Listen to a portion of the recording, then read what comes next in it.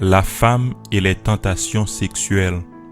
Il est encore pire quand la volonté de la femme mariée cède aux tentations sexuelles d'un flatteur. C'est la violation de tous les devoirs de fidélité. Une femme mariée ne doit pas se réjouir quand un courtisan frappe à sa porte. Comme a dit un ami, si un homme sait que tu es marié et qu'il vient te dire « je t'aime », c'est juste une façon polie que ce flatteur utilise pour te dire « je veux coucher avec toi, je veux que tu me donnes du plaisir sans engagement, laisse-moi satisfaire les pulsions de mon bas-ventre ». La femme mariée ne doit jamais accepter les sollicitations et les fantasmes d'un courtisan. Quand ce malheur arrive à une femme mariée, c'est une grande offense à Dieu, au mari et à la nature même. La nature crie et souffre les douleurs de cette rupture. C'est le renversement de ce qui est sacré et divin. Au niveau émotionnel, la femme ne doit pas ouvrir son cœur à aucun autre homme. Il en est de même au niveau physique. Il y a des parties de son corps qu'aucun autre homme ne doit pas voir ni toucher dans le contexte de l'amour et du plaisir. Cette cruche de miel est si loin placée que la donner à un autre homme revient à lui remettre la clé de toute sa personne et lui laisser envahir son intimité dans la dimension la plus profonde. L'acte de l'adultère est triste et laid.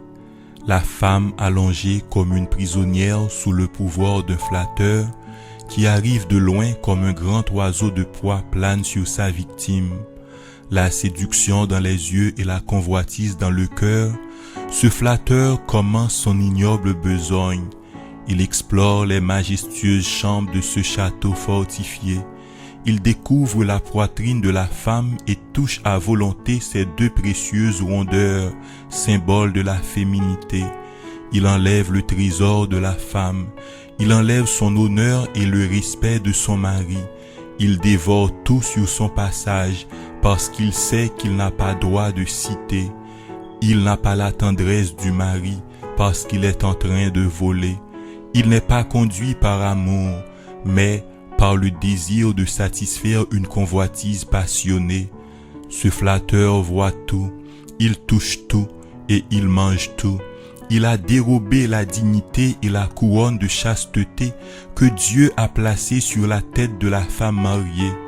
Il a découvert la nudité et dévêtu des jambes et des seins qui ont été dédiés exclusivement au mari par le vœu marital. Il dépersonnalise l'admirable épouse et dégrade le corps de la femme mariée par l'exigence des postures et des actions baroques. Il a bu dans une citerne qui n'est pas la sienne. Il a contaminé l'eau pure d'une bonne conscience. Il a envahi le territoire sacré de son prochain. Enfin, il se lève en vainqueur et part à la conquête d'un nouvel objet de plaisir. Oh, ce flatteur vient de briser une vie, un foyer et la relation de la femme avec son Dieu et son mari. Le mari est trahi, sa couche a été souillée et sa confiance abusée. La sainteté et la pureté ont été piétinées. Ces femmes qui pensaient que l'adultère leur donnerait du plaisir se voient frustrées, déprimées et démoralisées. Elles n'auront jamais du respect aux yeux de ces coureurs de jupes et de leurs confidents. Elles ont fini par voir que derrière le sourire du flatteur, les dents du crocodile étaient cachées. La main aidante du flatteur n'était qu'une main exploitrice. Les cadeaux lui étaient donnés au prix de son bien le plus précieux. Les fondements de la vie des femmes adultères sont ébranlés. Elles ne seront jamais les mêmes. Elles ont perdu la joie et la confidence qu'elles avaient eue lorsqu'elles marchaient dans la dignité du mariage. Elles n'auront jamais la fierté de dire à leur mari que vous êtes le seul homme qui m'a touché après notre mariage. Un poids de culpabilité et de honte repose sur la conscience de la femme adultère. Elle vit dans la crainte que son infidélité pourrait être connue. Il y a un fort pourcentage que l'adultère soit dévoilé.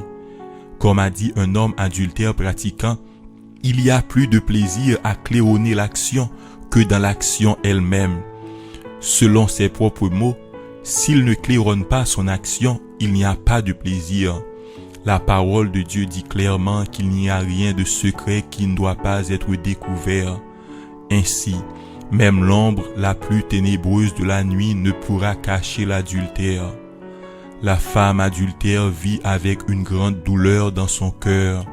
Ses dégâts, bien que pardonnables, sont irréparables. En plus, l'épouse adultère associe sa vie à la santé de toutes les femmes du trottoir que cet homme a couchées. Sa santé est aussi risquée que celle des filles du crépuscule qui chassent leur gibier aux angles des rues. Elle vit dans la crainte d'être sexuellement contaminée par son complice. Femme, Le 7e. commandement est clair. Dieu utilise la négation la plus forte. Tu ne commettras point d'adultère. Exode 20, verset 14. L'adultère est honteux et avilissant. Épouse fidèle, continuez à marcher sur la route de la pureté en préservant votre corps uniquement pour votre mari. Continuez à respecter votre Dieu, votre corps et votre mari. Ne permettez à aucun homme de vous toucher improprement.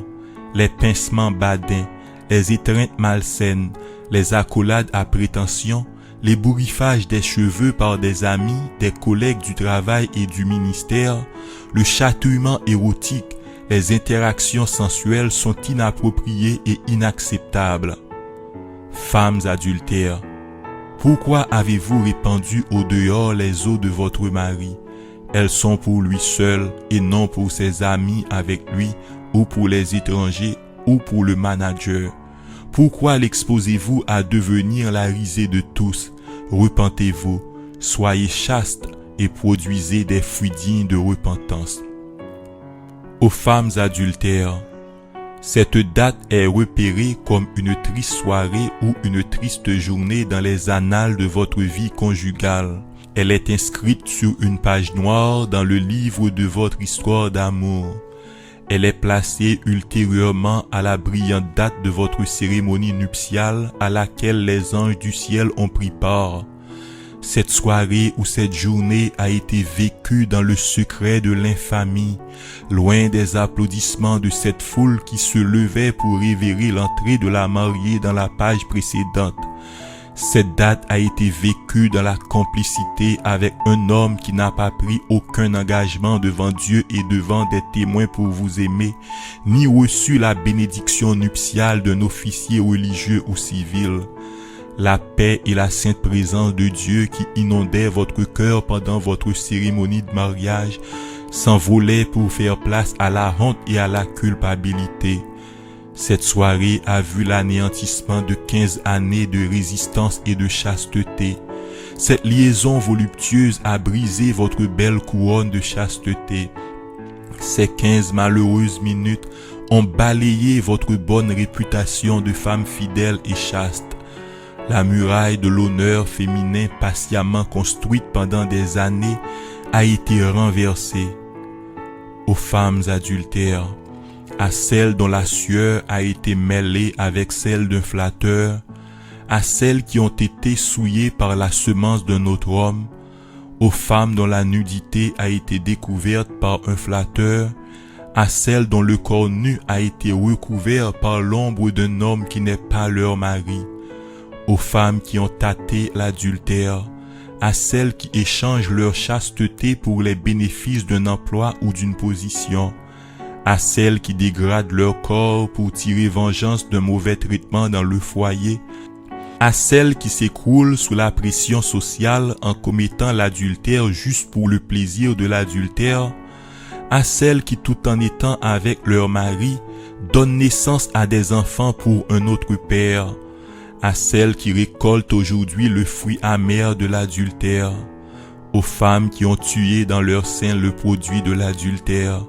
à celles qui pleurent et qui disent dans leur plainte « Maudite soit cette soirée, périsse le jour où cette action avilissante a été commise, ce jour où j'ai franchi la porte de cette chambre d'hôtel », à celles qui pratiquent une vie adultérine continuelle, qui ont un rendez-vous cette semaine pour consommer une fois de plus l'acte sinistre de l'adultère, aux femmes mariées qui nourrissent des fantaisies sexuelles pour un autre homme, à toutes les victimes du péché d'adultère, aux jeunes et aux vieilles, aux anciennes et aux nouvelles mariées.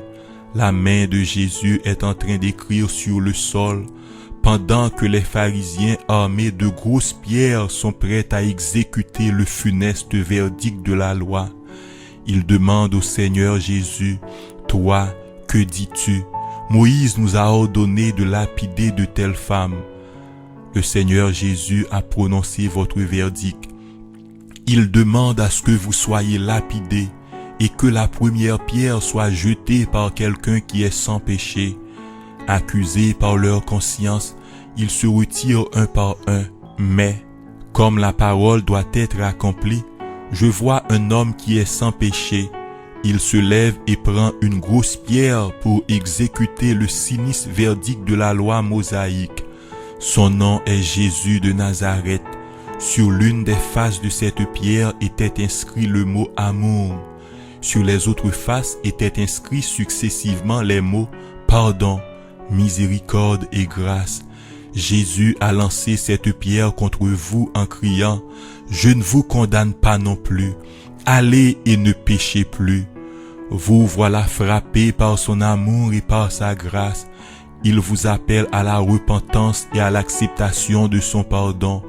Il vous offre l'eau pure qui peut satisfaire votre âme et les désirs les plus profonds de votre cœur. Il veut vous pardonner.